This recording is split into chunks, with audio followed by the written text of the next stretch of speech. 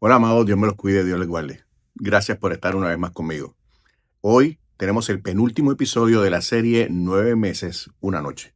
By the way, hoy voy a hablar de esa noche. Voy a hablar en el momento en que nace Jesús. Y sigo usando a Lucas. Lucas capítulo 2, versículo 7 dice de la siguiente manera. Versículo 6. Y aconteció que estando allí, se cumplieron los días de su alumbramiento. Y dio a luz a su hijo primogénito y lo envolvió en pañales y lo acostó en pesebre porque no había lugar para ellos en el mesón. La historia es muy conocida, muy linda. La tienes debajo del árbol, quizás la tienes en el patio representada o en una tarjeta. Todo queda muy precioso, pero hay muchas cosas detrás que si usamos un poco la imaginación y la lógica, sabemos que no fue una experiencia muy linda y muy grata. ¿Qué estaba pensando Dios? ¿Por qué Dios lo hizo así? ¿Por qué Dios a veces hace las cosas tan raras, tan difíciles y tan inexplicables? Quizás hoy tenemos una buena explicación. Todo aquel que dice ser cristiano en algún momento ha pasado por una experiencia difícil e inexplicable y que estamos totalmente seguros que es injusta para uno. Son de esos momentos que miramos al cielo y preguntamos, Dios, ¿qué pasó? ¿Tú no eres cruel? Entonces, estamos totalmente convencidos que él quizás estaba muy pendiente a lo que acontece, no sé, en Ucrania, en Venezuela, y quitó los ojos de mi vida, que ahora sufre una mala noticia. En la Biblia encontramos situaciones así. Pensando así rápido, ¿se acuerdan de Moisés? Se quedó sin entrar a la tierra prometida después de dirigir un pueblo súper molestoso y rebelde por 40 años.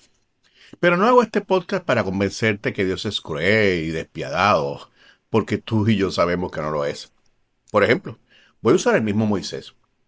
La Biblia dice que tomó a Aarón y tomó a Josué y subió una vez más al monte y nunca más bajó. Posiblemente allí murió o fue llevado al cielo mismo, porque apareció junto a Jesús en el monte de la transfiguración. Créanme, si me preguntan a mí entre el cielo o luchar con todos los pueblos que eran dueños de la tierra prometida, la primera opción era sin pensar. Por ende, al final, entendemos y vemos que Dios no fue injusto, ni mucho menos cruel. Sin embargo, entiendo que la tarde que José se enteró que tenía que viajar con María hacia el sur, hasta Belén, pudo haber pensado que Dios se había olvidado de ellos. Como expliqué en el periodo pasado, es un largo viaje. Son de 111 a 145 kilómetros de distancia. Fueron muchas las noches en que durmieron a la intemperie o debajo de un árbol si lo conseguían. Fueron muchos los días que solamente comían un bocado en todo el día. La incomodidad de una mujer embarazada se acentuaba en cada movimiento de aquel animal que cargaba a la pobre María. Sin duda, fueron muchos días y semanas en las cuales pensaban si lo que estaban haciendo estaba bien, si no era una locura o simplemente si Dios estaba contando con ellos para traer a su hijo, ¿por qué las cosas no están saliendo bien? Pero la cosa se puso más difícil todavía. No solo el viaje fue incómodo, largo y difícil, sino que al llegar a Belén, el recibimiento fue peor. El pequeño barrio de Belén estaba lleno de personas que también habían emigrado, pues eran de la familia de David y se habían ido a vivir a remotos lugares. Obviamente, sin la dificultad de una joven embarazada, muchos de ellos llegaron antes y ocuparon los pocos espacios de este pequeño barrio. Así que la idea de llegar a Belén, acomodarse y pasar allí unos días en familia también desaparecieron. Es por esto que el Evangelio dice que no encontraron un lugar donde quedarse. Pero vayamos ahora al versículo del Evangelio de Lucas, donde resume en una frase esta difícil encomienda. Lucas escribió, y dio a luz a su hijo primogénito. En esta frase tan sencilla de leer, se resume un momento muy difícil. Primero, tenemos el parto primerizo, una joven virgen cansadísima, posiblemente desnutrida, y con la ayuda mínima e inexperta de un esposo también primerizo. Sin embargo, El evangelista Lucas nos presenta la buena noticia de que la criatura que llevaba María al fin nació. Pero su énfasis fue que se cumplieron los días estando en Belén. Déjenme explicarle por dónde voy. Hasta hace poco, los matrimonios disfrutaban la sorpresa de conocer el sexo de su criatura al momento de dar a luz. Hasta hace poco, se tenía una idea por los meses de un más o menos cuando nacería la criatura. Todas estas cosas han cambiado, para bien o para mal, gracias a los adelantos de la ciencia médica. Con solo unos meses de gestación, ya los padres saben el sexo de su criatura y hasta he conocido casos de embarazadas que me dicen exactamente la fecha o la semana en que van a dar a luz. Obviamente, María carecía de todo esto, pero usted y yo creemos en un Dios fiel que lo conoce todo, que sabe todo y que es perfecto. Tan perfecto que Lucas nos recuerda que tan pronto llegaron a Belén, María dio a luz. No fue cualquier noche de su larga travesía. No fue en cualquier momento. Fue al llegar a Belén. Para este tiempo, se desconocía completamente cuántos meses de embarazo se tenía. Quizás las mujeres más experimentadas en el tema se atrevían a dar sus predicciones de fechas futuras. Pero el Dios perfecto, que 700 años antes, a través del profeta Miqueas, había dicho que su simiente nacería en Belén, no solo logró llevar a la madre de su hijo hasta Belén, sino que al llegar allí se cumplieron los días de su alumbramiento. ¿Todavía dudas de la perfección de nuestro Dios?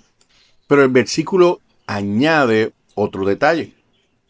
Lucas relata que María lo envolvió en pañales y lo acostó en un pesebre.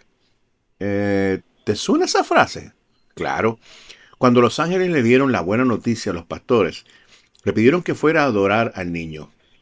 Pero, como dije ahorita, Belén estaba atestada de gente. Y no dudo que habían varios recién nacidos también. Entonces, ¿cómo los pastores podrían saber cuál es? Pues si recuerdas bien, los ángeles le dieron las siguientes señales. Hallarán al niño envuelto en pañales en un pesebre.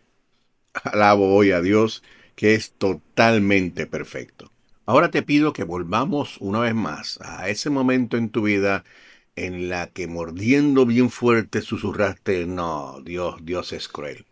Quiero que sepas que te entiendo perfectamente.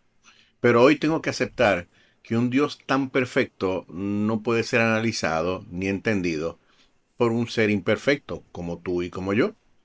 Es obvio que Dios no es cruel. Dios es perfecto. Y la perfección nunca se llevará con nosotros, pues no es un don ni una característica que nos hicieron o nos regalaron. Desconozco las largas y muchas conversaciones que José y María tuvieron a través de tantos kilómetros. Pero puedo llegar a la conclusión que además de muchos abrazos y miradas llenas de amor y ternura, también llegó la duda y la desilusión, simplemente porque estaban cumpliendo el plan perfecto de Dios. Perfección muy grande para ellos y hasta para nosotros.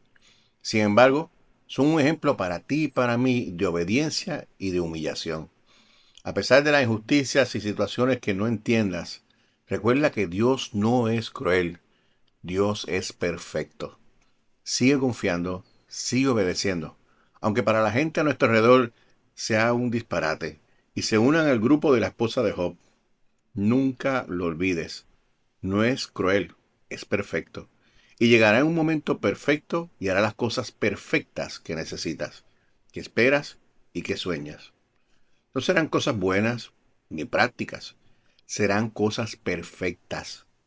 Una vez llegaron a Belén, nació Jesús, el único hombre perfecto, para luego ser sacrificado por ti y por mí, y para nuestro perdón.